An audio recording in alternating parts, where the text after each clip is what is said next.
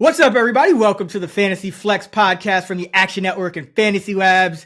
The fantasy playoffs are here. It's NFL Week 15. I'm your host, Chris Raybon, and this is your Waiver Wire episode. I'm joined, as always, by one of the most accurate rankers, projectors, and touchdown callers in the game, Sean Turner. Sean, nice week last week. How you doing? Yeah, pretty good. I hit on so many unofficial bets. It's insane. And I only had a few official bets this week. I had a buddy, good friend of mine, Greg Ryan, got married over the weekend. Congrats, Greg. So didn't have as many plays this week, but just went ape shit all these unofficial plays. I hit on a 42-1 bet on Thursday Night Football. So just a Tim Patrick related? Was it Tim Patrick? Like most rushing yards, most passing yards, most receiving yards. I hit all three again. It was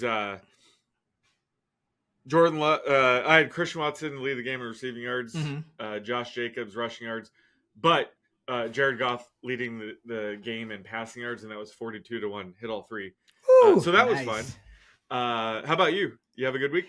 Yeah, I had a really good week. I went in on a bunch of like parlays and stuff too. I think in my official plays, I was up like 0.7 units or something like that. Yeah. But you know how it goes. But real life, like up like 7 or more units. Yeah, I'm finally starting to parlay more stuff. And it's actually been working out. I mean, some of them are just so obvious and a guy's carries and yards under and the other running back over. It's like, what? But we got an important pod this week because it's for the most people first week of the fantasy playoffs. If you have a bye, congratulations. But if not, and you still are in need of some roster help, we got you covered. So let's jump into quarterback. People have been streaming all year. Maybe they need somebody who's on your radar for quarterback.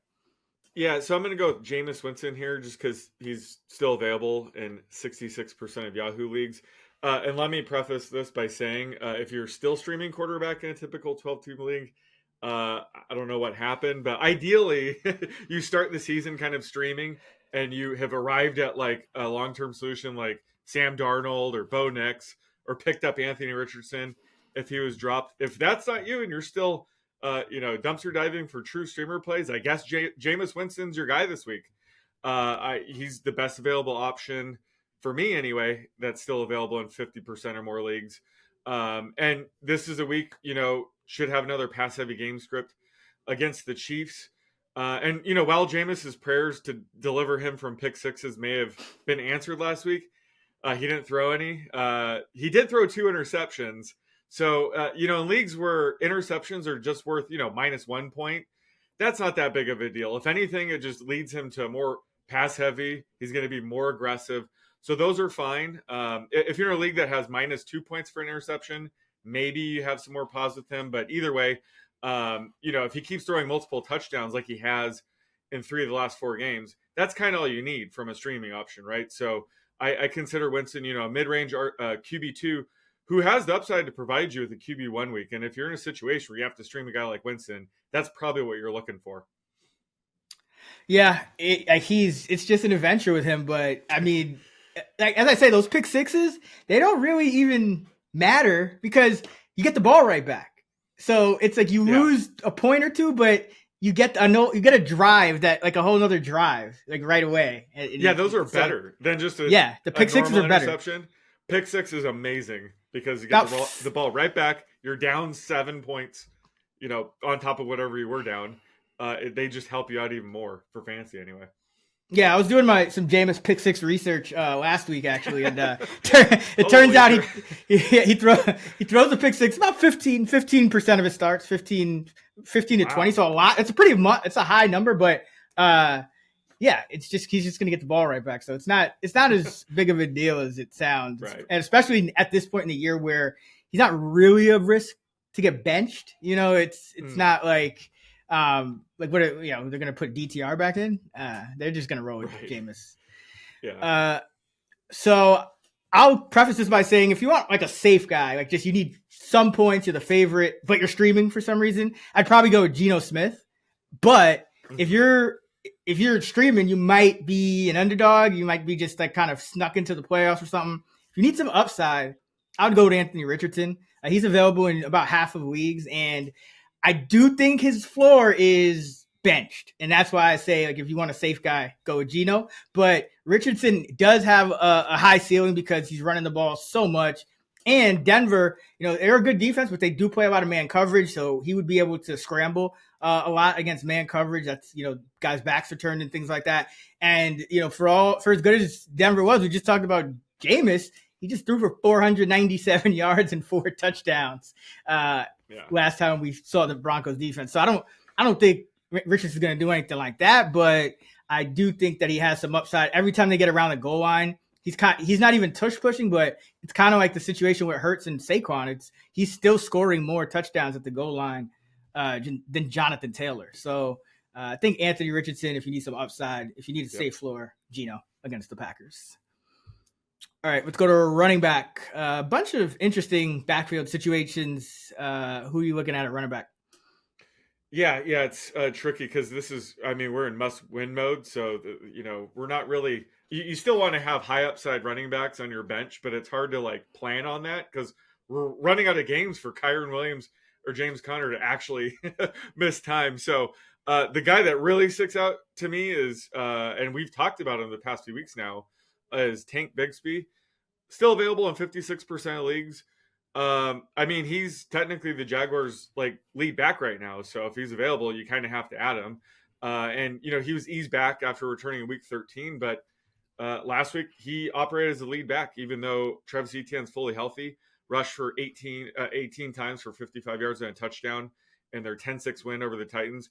He's always going to be much better if they can be in a close or winning game script, and that could be the case, against the Jets this week. So he's an RB3 flex option where, again, this is a must-win week if you're in the playoffs. He's a great option for there if he's somehow available. A guy that's kind of a hybrid of a guy that you can play if you're in an emergency, and he has, top 15 upside if the starter were to go down, is Tajay Spears, available in 57% of leagues, but he's kind of back to his complimentary role behind Tony Pollard right now. So you could do worse than him if you need an emergency RB3 flex option. And again, if Pollard were to miss time over these next couple weeks, Spears would be a top 15 option, especially considering they face the Colts and Jaguars the next 2 weeks. So he's a guy, if you have, the roster space, certainly consider stashing him. And last but not least, the new potential starting running back for the Niners, depending on, Isaac Guerendo's health, is Patrick Taylor, who would presumably be the next man up. And Kyle Shanahan likes to just stick with one guy. So there's a chance, he could be a solid RB2 option this week. But I think in this case, there's a chance that Keyshawn Vaughn, maybe Israel Abanikanda, who they just picked up from the Jets, could mix in. So there's still a ton of uncertainty here. Maybe Guerendo ends up playing. But Taylor is definitely worth a stash if you need somebody this week, because he could end up being, an RB2 option if he does get the start here. What did I say last week on the spot? Pick up Patrick Taylor if you have room, because last week was really the week to pick up Patrick Taylor. Now it's you're right. We don't know. He could be worth a lot, all of your remaining fab, but he could, Guerendo said, hey, it was just precautionary. The reason I left the game. Now you can't believe what a player says really with injury, especially on a short week. But yeah, it's tough with Taylor because I do think it's a risk. At least as we're recording this, we have no clarity as to 100%, is Guerendo in or out. And so that makes, kind of betting. How much fab would you bid on Taylor right now? Knowing what we know and don't know. Well, if you're in the playoffs, you need a running back. What are you saving your fab for? And why didn't you use it to get Guerendo to begin with? But it really depends on your situation. And yeah, Guerendo still might play, and Patrick Taylor might not even enter your starting lineup. So yeah, I don't know. I guess the real question is, after Taylor, who's the guy we're adding this week for next week potentially? Keyshawn Vaughn or Abanikanda? It's kind of crazy. I'd probably go with Abanikanda just because he has more. Yeah. No, I guess Keyshawn was active over him, and he did spend some time in the preseason with them, I believe. So probably Keyshawn. I hate to say it because I think Abanikanda is the better player, but I just don't know if Kyle Shanahan is big on like, just he wants one guy. He wants the guy to know the system. So I don't know if Abanikanda, even like they got some familiarity, but he hasn't been on the same team with them. So yeah, I would probably go Keyshawn. They trade to get Trey Sermon back, and Trey Sermon becomes the league winner on the Niners 5 years later after we thought that he'd be the guy. Well, they can't trade no more because it's past the deadline. He'd have to be on the practice squad. He's actually on the Colts active roster. They got to get Ty Davis Price from the. There we go. He's on the Eagles practice squad. Eagles practice. Yep, for sure. But yeah, no, it's crazy. And Elijah Mitchell's still on IR. Just how many injuries they've had. This is always kind of a theme with the Niners. Yeah, I mean, hey, Shanahan liking that one guy, maybe that has something to do with it. I mean, I'm not there when they practice, but if he's playing them like that, maybe their practices are tough. I mean, a lot of those guys, even the guys who aren't injured are injured. Like Debo doesn't look healthy. Kittle's been nagging injuries. Like it's pretty even. Like I don't know, man. I don't know what's up with the Niners, but a couple guys that I'll mention. One guy I mentioned last week, Jaleel McLaughlin, still available in 86% of leagues. Another just, kind of emergency dart throw, but should start the game leading the backfield. There's always a risk of hot hand in Denver, but Javonte Williams has just face planted 3 of his last 4. And McLaughlin actually came out like 2 weeks ago. It looked like, okay, he's probably going to see the uptick. And for the first time, it was actually predictive of the next week. Usually it's like estimate 1 week, Williams the next week, this guy, that guy. But this week I was like, okay, it's going to be McLaughlin. And it was McLaughlin. So, it's not a super big vote of confidence, but he is inside my top 35, just barely. So, and then the other guy is Sincere McCormick. He's available in 89% of leagues. And from everything the Raiders are saying, he's going to remain the lead back when Madison comes back. Madison, could have kind of like that Zamir White role early in the season where, Madison's role when Zamir White was the lead back one way or the other, but it looks like McCormick's going to be the lead guy. He's just been so much more efficient than anyone else running the football. He's still not going to get a ton of passing game usage, so he's better in like half PPR or standard if for some reason you're still playing standard. But he is a lead back. He has flash talent. He did get he has caught a couple balls in the passing game. And at the, Abdullah got 1 carry last week and McCormick got 15. So, even if Madison comes back, takes, 4 or 5, you're still looking at, 12 to 15 touches for McCormick, which against the Falcons defense, you could do something with that. So I actually have McCormick ranked a little bit higher than McLaughlin just because I actually work in more variants with the Denver backfield because I still don't trust it. Yeah. But both of these guys are just kind of right inside the top 35. So take that how you will. Yeah, Javonte had another 1-yard rushing game. Ridiculous. Yeah. I mean, it's like I kind of warned people early in the year. It's like, he just doesn't look right. He's never regained that form from his past. Yeah. From before he got hurt. So 4 carries, 1 yard, 1 touchdown. Oh, it's he's. Sean Payton's been dealing with this whole year. That's why McLaughlin, he could just be functional, get some carries. But let's go to wide receiver. Who are you looking at wide out for week 15? Yeah, it's a rough week. This is not the time of year you want to be having to dip into the waiver wire to get wide receivers for your starting lineup. But I would say, both Browns wide receivers that are available in over 60% of leagues make sense. Cedric Tillman, of course, if he does return this week, would be right around, wide receiver 40 for me. We already saw him, flash his upside with Jameis Winston under center before he got hurt and, with Amari Cooper out of the lineup. So he could be a sneaky, wide receiver 4 flex option for you. If he's held out again, Elijah Moore would probably be a must add. He's a potential wide receiver 3 flex option if Tillman were to be held out again. But I think just investing in some of these pass catchers, because Jameis is spreading it out quite a bit. He's having to throw a ton. It is a tougher matchup against the Chiefs, but I think that these guys could put up, wide receiver flex value if you're in a pinch and you're looking at the waiver wire for an option this week. Yeah, you're right. It's really not the time of year you want to just be starting random wide receivers. I got one other one if you do have to dig in, and I hate to say it because I'm not even very enthusiastic about this dude, but he is balling over the last couple games, and that's Adam Thielen, available in 61% of leagues. He's got back-to-back 100-yard games with Bryce Young. Mm-hmm. It's not easy to do, and the last one came against the Eagles defense. So, I mean, I'm sold enough to say his name on the podcast this late into the season, but it's still a low floor guy. Any given game, he could have 3 catches for 30, 40 yards or something like that. But last two, 9 for 11 for 102 and 899 and 1 on 10 targets. It should have been 2 touchdowns. Should have been 2.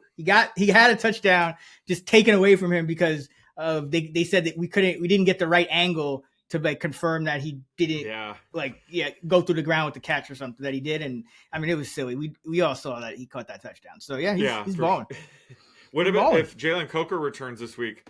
Are you bumping him down a bit, or would it be David Moore? Like, do you have any idea how they're going to kind of handle that? David Moore. David Moore was the 4th or 5th receiver most of the year. He just he's always good in a pinch because he knows Canales' system. He's been with him at a few stops, including Tampa Bay last year. So he always kind of gets playing time when guys get hurt. But I would expect him and Coker to just be the 4th guy. But Thielen can play inside outside if he has to. So it really doesn't matter if Coker's in the slot and Thielen's outside, Thielen's in the slot, whatever. But there's no way they're benching Thielen right now. Like he's back-to-back 100-yard games. There's no way. Yeah, if anything, this time of year you want your younger guys to get reps, so maybe they want Coker out there, but you want Thielen out there to help Bryce Young, and his maturity and him getting better. You need a veteran receiver like Thielen for that to happen. So I think Thielen's role is pretty safe rest of the season now. All right, let's go to tight end. Still kind of a wasteland. I mean, if you got Kyle Pitts, you probably are looking on the waiver wire. Should have been long ago. But I mean, a lot of guys are kind of on that fringe. So who would you stream this week if you had to? Well, I'm sticking with my guy here, Juwan Johnson, still available in 90% of leagues. Why would I go away from him this week? I was high on him every single pod last week. He was my pick for a touchdown parlay. Went 4 catches, 50 yards, touchdown, finishes the tight end 3. The Derek Carr injury could hurt him. I'm not even sure. Do we know if it's going to be Jake Haener or Spencer Rattler? It's got to be Haener. It's got to be. Yeah, they tried the Rattler thing and it was just did not. Although it's a new coaching staff, so I don't know. Maybe. Who knows? Again, it's probably a downgrade, but either way, they're probably going to have to throw. They're 7-point underdogs this week against the Commanders, so. Haener and Rattler maybe are less likely to, bomb it to MVS and maybe will take the safer route targeting Juwan. So I have his target rate and everything pretty similar this week. So again, he's back inside my top 15. He's my tight end 14. So if you have Kyle Pitts and you need somebody that will actually catch balls and potentially score a touchdown, I guess Juwan Johnson should be your guy. Yeah, and MVS could be the victim this week of the Marshawn Lattimore revenge game. Yeah. Although, I don't know if Marshawn Lattimore is actually still an NFL quarterback on the Commanders. He might just be a figment of our imagination at this point. Right? He's on the practice reports, and then he just vanishes come game time. He's out. Yeah. Like a Dory Jackson a couple years ago. Just practice, don't play. Yeah, or his last name should be questionable or something. He's questionable to start this week, so we'll see. Yeah, no, but I would like MVS too if Lattimore was out, because that's a big. I mean, even with a backup quarterback, Washington has been torched by receivers. But if Lattimore's in, that just funnels it to Juwan Johnson. Yep. That would be the best. I'll go with Pat Freiermuth here, available in just over half of leagues, and he's been trending up last few weeks. Kind of the narrative has been Russell Wilson doesn't really look over the middle and target his tight ends much. And that was true for his first few starts with Pittsburgh. But last 3 games, he's had a 4 for 59, 6 for 68 with a touchdown, 3 for 58 with a touchdown. And early word is that George Pickens is pretty much a long shot to play this week. And that kind of, all the receivers kind of cancel each other out. They're all kind of sharing a role. I mean, you saw Scotty Miller play almost half the snaps last week, Ben Skoranek. They're just using all their guys, rotating them in and out. So tight end, Freiermuth, he's kind of the most consistent option and the best bet to lead the team in routes at this point, which is kind of crazy. But yeah, Pat Freiermuth against Philly. And you also have to consider with Philly, it's a good pass defense overall, but they're really good at cornerback. So they have been funneling some of the action to tight end. So that could also work in Freiermuth's favor. All right, defense, special teams. We got week 15.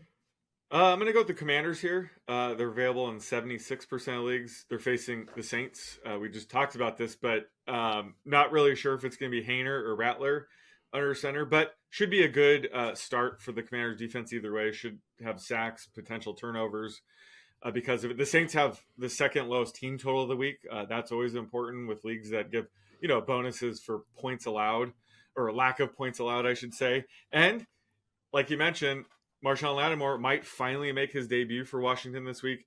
And what better time than at his former home in New Orleans. So, I would imagine that he suits up this week because of this, which would help boost their secondary. But, Washington's widely available and open the week as my number 5 defense. So I would consider them the top streaming option for me.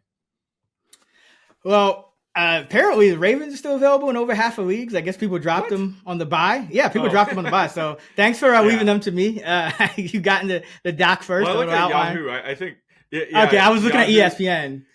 Yeah, I love that we split it up. Yahoo, I don't think as many people dropped them. Maybe there's more dead teams on Yahoo or something, but Yahoo, they're not available. But man, if they're available on ESPN, absolutely. Yeah, they're the number 1 defense. We've been talking about this week in and week out. The Giants are terrible. What was one of their touchdowns came on like a punt return last week or something. Like they're really struggling. It's the Giants. So yeah, sacks, turnovers, Drew Lock. I mean, now they're talking about. I think Lock is on the injury report, which opens the door for DeVito again. So like they're like who's gonna help us tank more? So and then Neighbors had that. Right. No, they dropped him crazily enough. Oh. And then you got Neighbors with that injury. So you never know. We could get word on like Saturday or something. Oh, Neighbors is going to be out or something. So, cause we got pretty much late word last week. Oh, he was having an MRI and he ended up playing pretty much his normal snap count. But at this point, the Giants are a train wreck. The Ravens defense has been trending up a little bit too, in terms of defending the pass. So yeah, Ravens, my number 1 defense by far this week, 15-point favorites against the Giants. Kicker. Let's finish it off with kicker. Who you got for week 15? I'm going to go with Will Lutz of the Broncos, available in 89% leagues. Widely available just because he's been widely available all season, but Denver's coming off their bye, so he's even more available. But he's, one of those kickers that's just been really consistent this year. He's made 90% of his field goals, all 31 of his extra points, and has 4 field goals beyond 50 yards, which, it's a home game. So he's at Mile High. That's always a boost for longer kicks, maybe more likely to attempt longer field goals because of it. At home against the Colts here should see plenty of scoring opportunities. So opens the week as my number 5 kicker. Yeah, man. Will Lutz, great season for him all year. Didn't you hit on him a couple of weeks ago? Didn't he have like a massive game? Yeah. Back to the well. He posted like 20 plus points that week. Speaking of guys we like, I'm gonna go with Will Reichert. He's back and kicking for the Vikings. They are playing the Chicago Bears this weekend, and they have the tied for the 7th highest team total, but it's in Minnesota, so indoors. And the thing I like about this one, they're tied for the 7th highest team total, which is still in the 75th percentile for this week because no teams are on bye. But Chicago number 3 in red zone defense, so that is always good for the kicker because Minnesota's going to move the ball, but if they can get stopped in the red zone a couple of times, that would be even better for Reichert. So like him, he's my kicker number 8 this week. Nice. Versus Chicago. Where do you have Justin Tucker ranked? 3rd. I should probably lower him, but he's my number 1 kicker. But how can you use him? Yeah, I got Fairbairn. Fairbairn's been number 1 for me for a while. I don't know. I guess it's the indoor or something, but Yeah, I got to look at the weather too. It's the Meadowlands might be a little windy, so True. Yeah, I'd favor the indoor guys when possible. Good point. All right, that's going to do it for our NFL Week 15 waiver wire episode here on the Fantasy Flex podcast. Be sure to subscribe to the pod wherever you get your podcast so you don't miss an episode for the rest of the season. We're still dropping 3 per week. Check out fantasylabs.com for all of our award-winning fantasy content. And don't forget, you can use promo code FLEX40 for $40 off right now. That's FLEX40. Sean is on X at @_oddsmaker. I'm at Chris Raybon. We're at those same handles on the free award-winning Action Network app. Until next time, let's get this money.